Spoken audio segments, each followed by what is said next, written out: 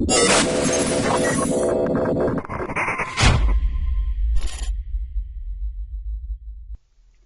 Ninetales has to be one of my favorite Pokemon from this generation. Not just because of its moves, its design, its sets, but just because of what it's based around. It's based completely around snow, hail, and wintertime. And that's my favorite time of year. And I think what it does past this is just so good. It has made the hail team viable for the first time since the weather was introduced. And if you don't believe me, if you think hail is still the worst weather in the game, then maybe you're right.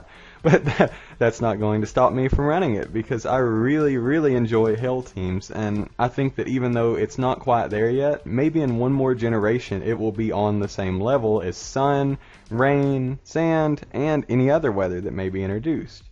So, starting with Alolan Ninetales' stats, it actually loses 9 points in its attack stat, and it gains 9 points in its speed stat as compared to its fire-type normal form.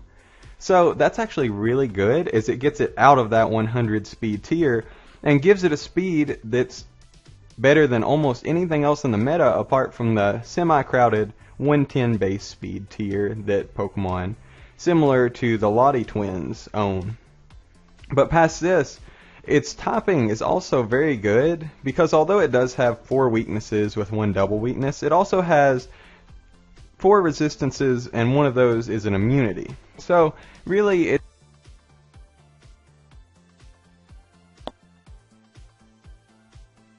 say about it, the Ice type is arguably the worst defensive type in the game, because it only resists itself and it's weak to so many different types.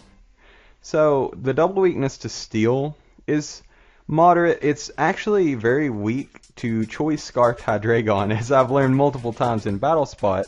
People like to run their Alolan Ninetales, and the most common answer to it is either any kind of Steel type or a Choice Scarf Hydreigon running Flash Cannon that easily one-shots you. Alolan Ninetales' 2 abilities are Snow Cloak and Snow Warning. Obviously, Snow Warning is the better ability of the 2. It sets the hail for you. That breaks your opponent's focus sashes. That does a lot of damage to them over time. It actually does about 30% if they keep one Pokemon in the whole time, or if they switch. It does 6% to every non-Ice type Pokemon. And since Ice is so weak defensively, it actually can hurt your opponent in the long run, because it's doing a lot more damage to them than to you, especially if you're running a team with mainly Ice types. Now, if we look at the first set I have for Alolan Ninetales today, it's probably the set you'll see the most often. It is a utility set where you'll run probably Focus Sash, but if you're focused on the hail, you run Icy Rock. If you're focused on your screens, you run Light Clay. Otherwise, Focus Sash or perhaps Citrus Berry leftovers, anything to keep you around longer. So, a timid nature means that you're outspeeding everything lower than you in the speed tiers, which is quite a bit, especially from this generation. You max out your speed, max out your special attack so you're not easy to set up on, and give a little bit to your defense because it's the much lower stat, because your special defense is actually good on its own. You would run Blizzard because as long as you're Snow Warning, for as long as the hail is up, your blizzards are 100% accurate and cannot miss even if your opponent sets up things like minimizes. You also run Moonblast as your other coverage option, your other stab. It's really good for hitting dragon types and anything that's not resistant to Moonblast, which is a surprisingly small amount of Pokemon.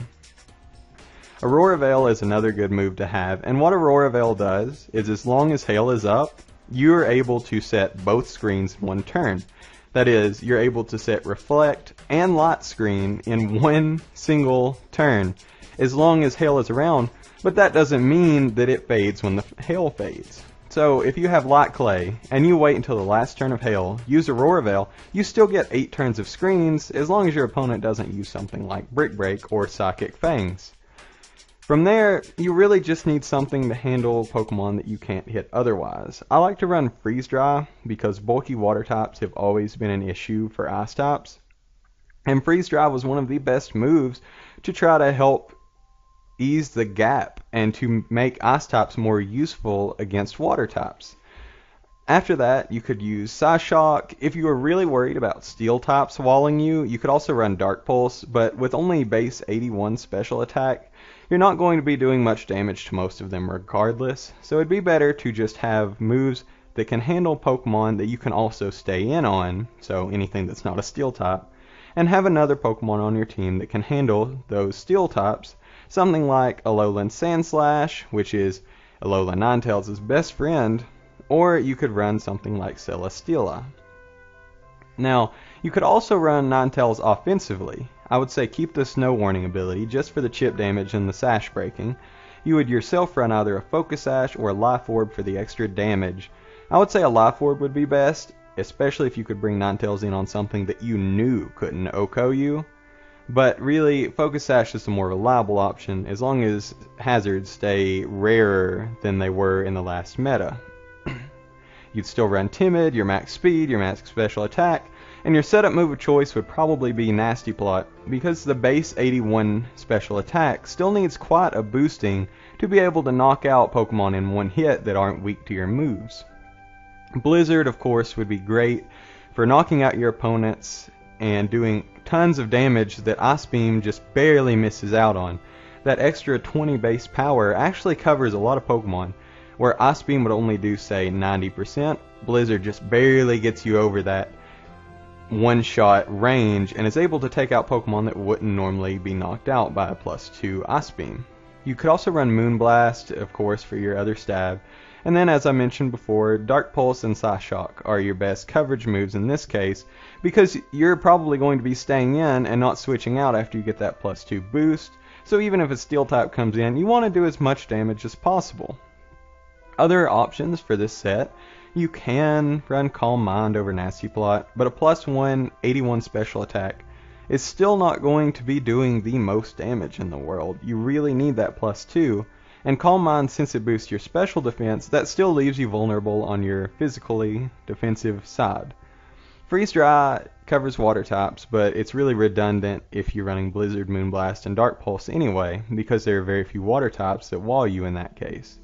You could also run Hidden Power Ground, which could cover said steel types and probably do tons of damage, although even at +2, you're probably not knocking most of them out. And for the last move, Hex is decent, because especially if you're running, say, Toxic Spikes, Toxapex, or anything that causes status to a lot of your opponent's Pokemon, and you decided to sweep late game, Hex does double damage, and is actually really, really powerful. It's, I believe, 130 base power, Ghost type move, and very few types resist Ghost. In fact, only Dark resists Ghost, and then Normal is immune to it. So if you can knock those types out, you can start, especially if you have Toxic Spikes up. And for the last set, I thought of running more of something to cause swaps. Make your opponent switch out and potentially give you the initiative. The item is really arbitrary on this set. Ice Rock gives you more turns of Hail, Leftovers keeps you alive for longer if you keep switching in on special attackers, and then Focus Sash, obviously, so you're guaranteed to take one hit. From here, if your opponent used something, say an Ice Beam, if you had a Dragon and you switched in Ninetales, but then you knew they were going to throw like an Iron Head or, you know, something super effective your way, you could encore them into the move that they were using before, and so they would be forced to switch or otherwise do very, very little damage to you. If they were using a setup move, then you would actually get them stuck in that as well. You could then run Disable, which would force your opponent to struggle unless the effects of both cancel each other out, which I believe they do, but that still means that you could run one or the other. You'd also need a coverage move just so you're not taunt bait, so Blizzard or Moonblast both really do the job properly, even though they have their resistances. They're still very strong moves. You could run Substitute as well. Substitute Disable is a fairly common set in Pokemon like Mega Gengar, especially if your opponent only has one move that can hit you. You substitute, they hit you with the super effective move, then you disable it, and they're not able to use it anymore, so they're either forced to switch or hit you with a move that's not going to be doing as much damage. Now, I've went over most of the useful moves for Alolan Ninetales, but there are a few others that I've seen run. Ice Shard is decent because it is priority, even though your physical attack is very, very low. it can still do its damage. It can pick up Focus Sash users and other things like that. Baby Doll Eyes is a priority move that reduces your opponent's physical attack by 1. Now, I can't really think of many situations where this could be the difference in a win and a loss, but in its own circumstance, if you just happen to be carrying it for a specific reason, then maybe it could be useful to you. Icy Wind is good for lowering your opponent's speed, and you could always run Hypnosis to try to put your opponents to sleep, although your opponent hitting Hypnosis on you over and over, if somebody doesn't miss it, it's so frustrating. And if you miss it over and over, then obviously it's frustrating for you. So really, Hypnosis is just a move to make people very salty. In the end, I think Ninetales is one of the best Pokemon that have been introduced in this meta, because not only is it a proper Hell setter that's fast and decently strong, but it's just such a graceful and good typing in general. And it just looks so good. That is one of the best designs Game Freak has ever done, and I hope they continue that trend.